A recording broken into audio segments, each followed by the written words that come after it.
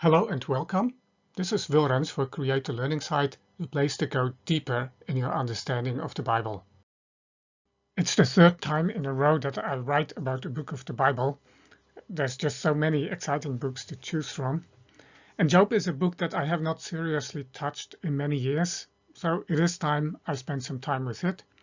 I ran into a book by Tramper Longman and John Walton, How to Read Job, that gave me the perfect push to do this. I certainly won't presume to write a general introduction to the book, but I did find a few intriguing angles and insights to share. First off, the book of Job is not about Job, at least not primarily. It's much more about God, and it's not a book about suffering. After all, suffering is certainly not explained in the book of Job. Instead, it is about justice. God's justice. The crucial question is God just in the way he runs the cosmos? I will come back to this idea, but at first, some background we need to properly understand the book of Job. It is easy to miss how shocking Job is. In dealing with old texts that were revolutionary and caused a great stir when they were first published, it is often hard for us reading them today to grasp what made them so controversial in their day. I have read Martin Luther's 95 Theses against the practice of indulgences, for instance, wondering what's the big deal. At the time they were written, they were the equivalent of an earthquake so big that it's off the scale of Richter. They were a bombshell. When I read them, they would not have moved me much at all if I had not known about that historical impact. They are not very exciting. In such cases, to get at least an impression of a piece of writing's first impact, we must consider the circumstances and the prevailing mindset at the time it appeared. When it comes to Job, conventional wisdom among the nations surrounding Israel was based on two pillars. In part, and with modifications, they were affirmed by Israel as well, and the book of Job threshes them. First is the retribution principle. The way Walton and Longman put it, it's the idea that the righteous will prosper and the wicked will suffer, often combined with the belief that if someone suffers, they must have done something wrong, and if someone prospers, then it must be because they are righteous. For the nations around Israel, right behavior was primarily understood in ritual terms, and in addition, the gods were unpredictable and their actions often mysterious and unintelligible. That was a bit different in Israel. Ethical considerations were more important than ritual ones. And there was, of course, only one God, and he was not whimsical. But otherwise, the retribution principle was fully considered to be accurate. This was how God ruled the world, and it was how he should rule the world. There are examples of wisdom texts from the ancient Near East that deal with the enigma of the pious sufferer, the person who has served the gods as well as he knew how to, and nevertheless ends up facing suffering. And these texts reflect exactly this understanding of retribution. What makes the book of Job different is the strong focus on righteousness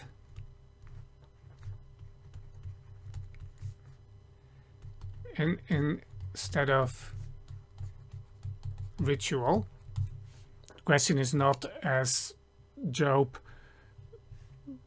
done the rituals right, but has he behaved righteously? And then there's Job's insistence on his innocence. The pious sufferer is not necessarily innocent. And there's the fact that God is not offended for some utterly mysterious reason, and therefore does not need to be appeased. So there's no appeasement by some ritual or otherwise.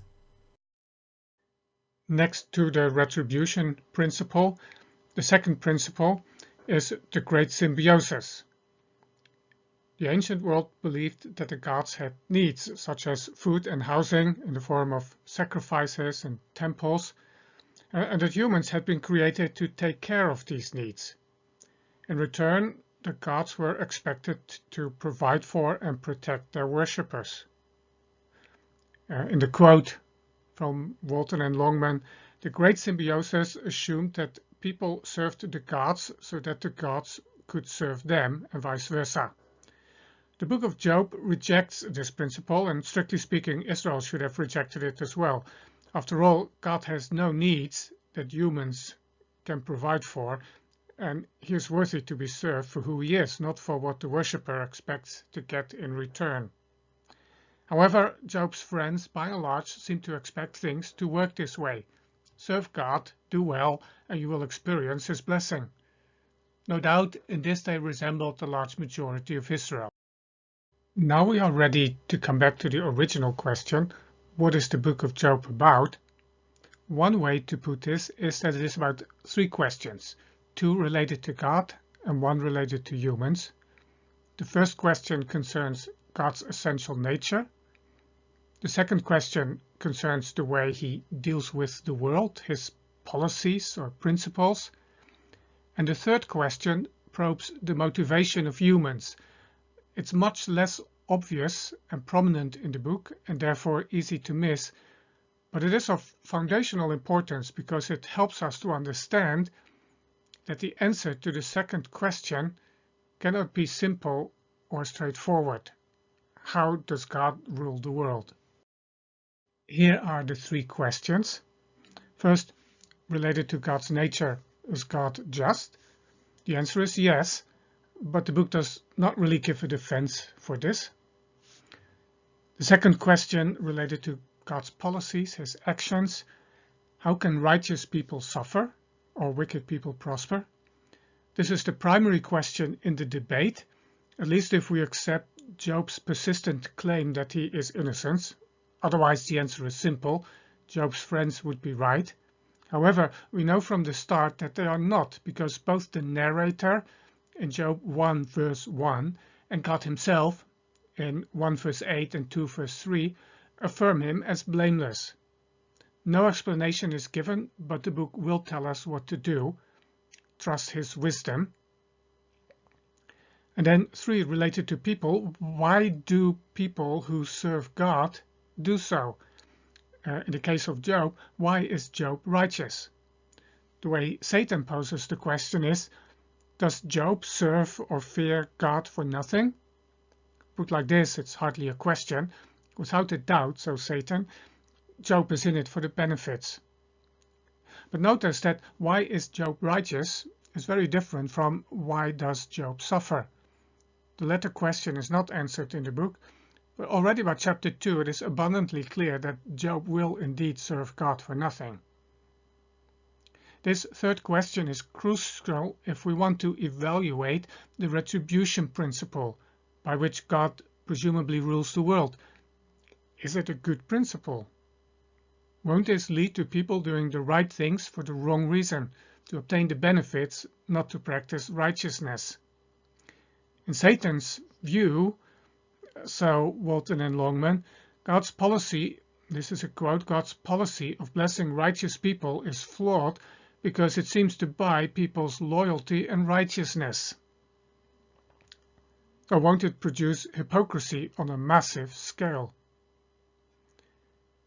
By the way, even more important is that the third question points the way to the right attitude. This was Job's challenge. Now it is our challenge. Will we serve God for nothing? Starting on page 23 of their book, John Walton and Tremper Longman present a simple but fascinating model to explain the debate in Job. It's a triangle. The corners represent the retribution principle, God's justice, and Job's status. Job's friends have no doubts about the retribution principle or about God's justice. Therefore, only one conclusion is possible: Job is guilty. Their defense of the retribution principle increasingly turns dogmatic. They insist with growing bluntness that Job is at fault, accusing him of heinous crimes without producing a shred of evidence. Job, on the other hand, insists he is innocent and wants to argue his case before God. This cannot be right, and the fault is not with him, Job. Job stops short of directly accusing God of being unjust, but he gets close.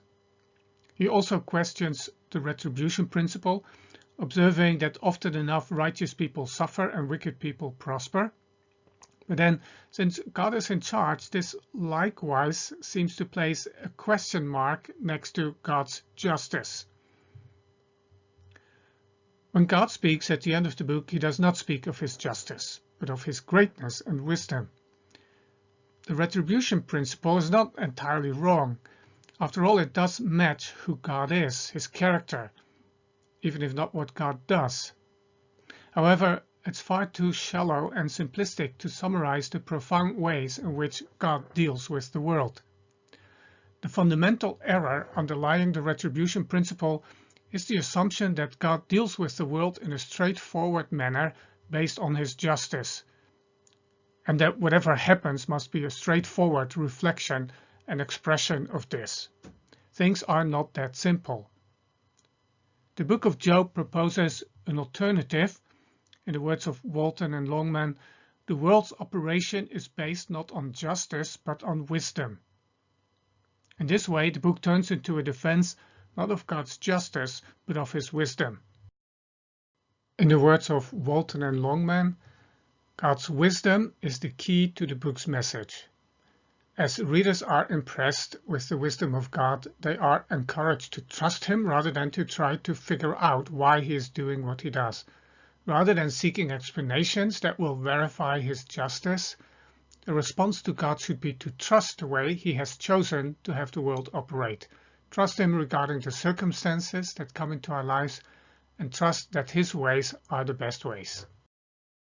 Wisdom is the decisive category to think about the questions raised by the book of Job. This finds confirmation in chapter 28. In beautiful poetry, it lists how various minerals and precious stones are searched and mined by humans, and then it asks where wisdom can be found. And the answer is that no one knows, except for God, who gives humans a derived secondary wisdom. The fear of the Lord, that is wisdom. This wisdom does not consist of understanding things, but of knowing how to relate to God, trusting his wisdom. Obviously, this is a key insight supporting the book's main point. On the surface, it appears that chapter 28 is spoken by Job because there are no markers in the text that tell us there is an interruption or a change of speaker. However, the content of chapter 28 does not fit Job's outlook or the flow of his argument in chapter 27. It is therefore quite possible that chapter 28 is an insertion, an intermezzo, by the author or editor of the book, in which he provides the key to an answer that leaves much unexplained, but that does convey a way to live. Then there's the issue of Job's three friends. They represent conventional wisdom, and they speak what was the accepted norm at the time. They fully support the retribution principle and hold a modified form of the great symbiosis. God is angry, and therefore Job should appease him. The three have much in common. Are there also differences between them? That's a difficult question. Walter and Longman think so. This is their view on the matter. Some have used labels that echo modern philosophical approaches. One common proposal identifies Eliphaz as a mystic, Bildad as a traditionalist, and Zophar as a rationalist. These modern categories may not be far off the mark in general terms, but we should recognize that rationalism is probably not a viable category for ancient Near Eastern thinking. Alternatively, we could suggest that Eliphaz gives most weight to his personal experiences. Bildad relies on the wisdom of the ages, and so far is most inclined to find understanding in a system of thinking in which everything is black and white. The important point is to see that the three friends represent different perspectives, that they all agree on the conclusion that Job is suffering because he is a sinner. The model introduced above also helps us to understand Elihu's contribution to the debate. Elihu is half right, but is also half wrong. He is adamant in his defense of God's justice and severely takes Job to task for questioning it. At the same time, he's greatly upset with the other friends because they accuse Job of sins for which there is absolutely no evidence. This is the part he gets right. Elihu sees the explanation for Job's suffering not in sins Job committed before his ordeal, but in his present attitude of self-righteousness and defiance of God. Suffering did not come because of sin, but came in order to bring Job's hidden attitudes into the open. This is an attempt to save the retribution principle by adjusting it, but it fails. And this is the part that Elihu gets wrong.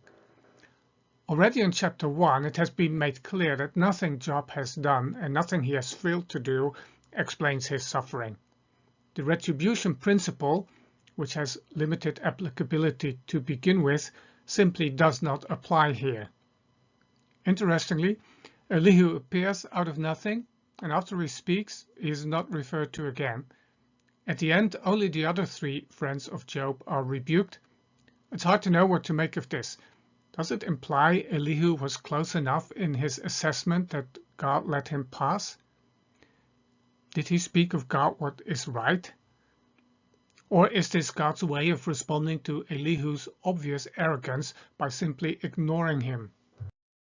If God is indeed ignoring him because of his arrogance, Elihu's very last sentence in the book becomes quite ironic because it reads, "He," that is God, "does not regard any who are wise in their own conceit." However, we cannot be sure what the reason for this omission is. No further reference to Elihu, simply because the text does not give us the information. Last, and perhaps least, there's Satan. It has often been pointed out that the Hebrew word Satan in the book of Job always appears with the definite article, which means that it is not a name, but more like a title or function.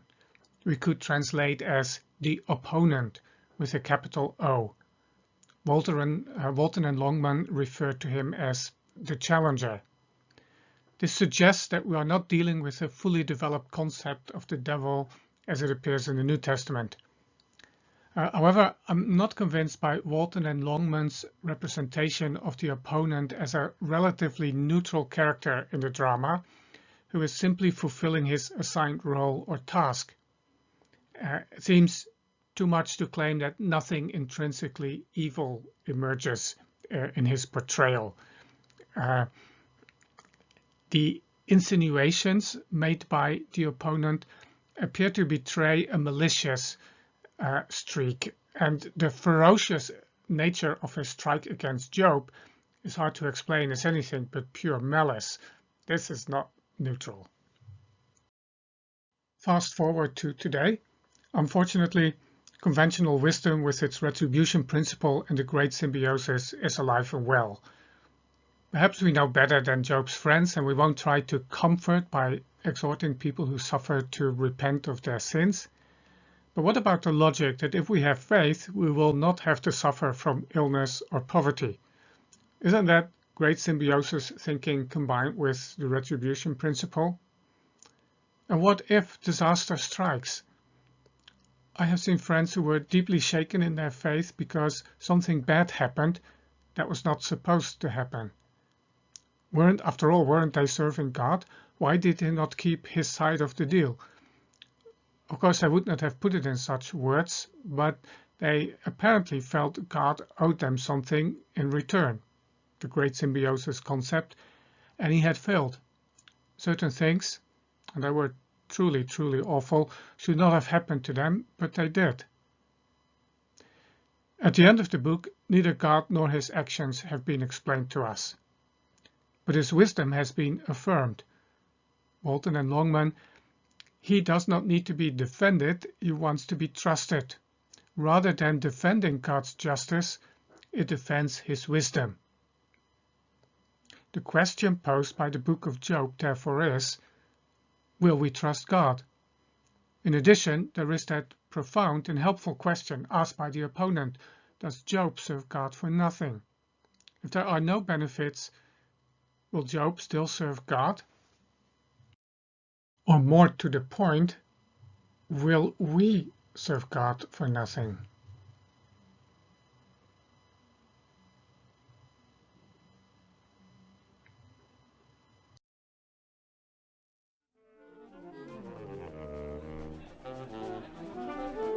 The show will be starting in just a few moments. Thank you for your patience.